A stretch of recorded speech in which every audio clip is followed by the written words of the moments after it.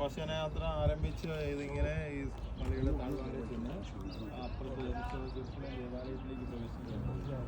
അപ്പോൾ ആ ഇന്നലെ പോയ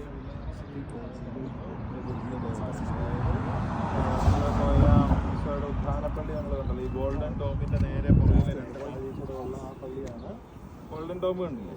അത് മുസ്ലിം പള്ളിയാണ്, ഡോം ഓഫ് റോക്ക്. അതിൻ്റെ പുറകിലുള്ള രണ്ട് ചാര കളറിലുള്ള ഡോം, അതാണ് ഇന്നലെ നമ്മൾ പോയ ഉത്ഥാനപ്പള്ളി. ഈശോയുടെ കല്ലറ ഉണ്ടായിരുന്നു, കാൽവരി ഉണ്ടായിരുന്നതായ സ്ഥലം. അപ്പോൾ അതിൻ്റെ ഇപ്പുറത്താണ് ദേവാലയം ഉണ്ടായിരുന്നത്, ഇന്നലെ നമ്മൾ പോയ വിലാപം.